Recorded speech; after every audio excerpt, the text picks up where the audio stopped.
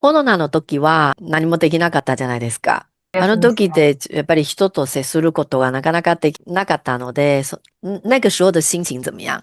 その時の心境はどんな感じだったんですか？人と会えうん、なくて、なんだ、ちょうん。っと寂しい感じ。それを中国語で。うーん。人に会うっていうのがうん。见面っていう単語。然后寂寞好了，寂寞就是日语说的寂しい。见面っていう言葉を使うときに、もう一つの開始が必要なんですね。要は仲介する言葉って必要なんです。それが何でしょう。うん。これ動詞なんですけれども、そのまま、我见面你不行，不行。おー。对对对，一定要这个跟见あー、面。そっか、对，一定要这个，一定要絶対跟必要ですね。うー好，这ん。样来 hint。好，所はい。以那个时候的心情怎么样？別人嗯哼，别人で他の人、の人と、人間は人ですね。あ、そっか、跟人。嗯を见面を한지も、来，我们看一下这个"见面"这个词，它因为这个词非常的重要。この単語非常に重要です。見面っていう単語だけ見ると、对、会わないは不見面。会っうん、てない、没見面。これが正しいです。ただ、今の文に関しては、この仲介のものが入ってきちゃったんですよ。う跟、要はん、ととかにっていう言葉がさらにプラスされたんですね。で、そうするとこれ一つ一緒に見ないといけないです。じゃあどうなるかっていうと、不動名の位置が変わるんです。不跟見面。然後、没跟うん、う見面。ん、这样子。これ人がここに入ってくるんですね。友達だったり、家族だったり。で、語順はもう基本的に決まってるんですね。跟がなければ確かにこれ正しいです。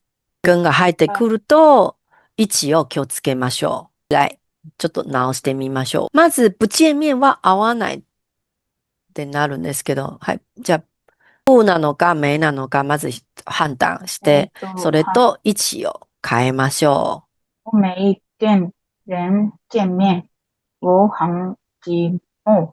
こちらの主語も我。一嗯番最初の文の主語も我なので、ここの我略していいですね。はい、每个人見面很寂寞。日本語だと寂しいでよく口にします。う台湾ん人とか中国人の場合はあんまり寂しい寂しいって口にしないです。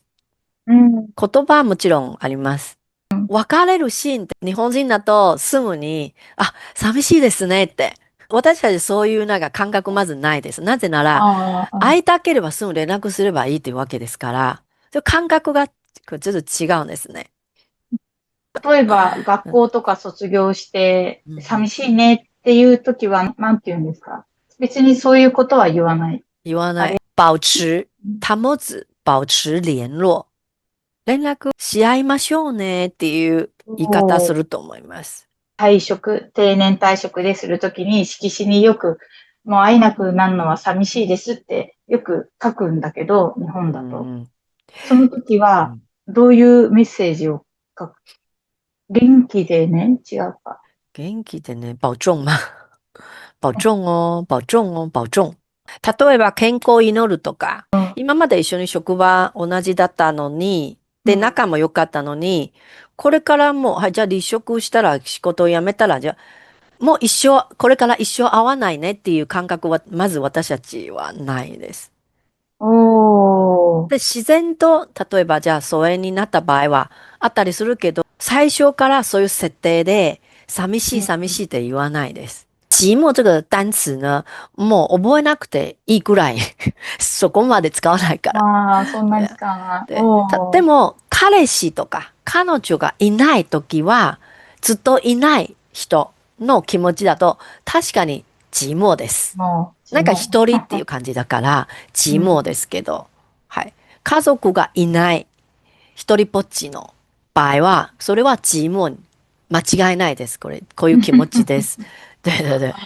確か OK。に逆にそういう彼氏ずっといない人寂しいっていうのはあまりい口には言わないかな。寂寞の他に、比如说、孤单っていう言葉があります。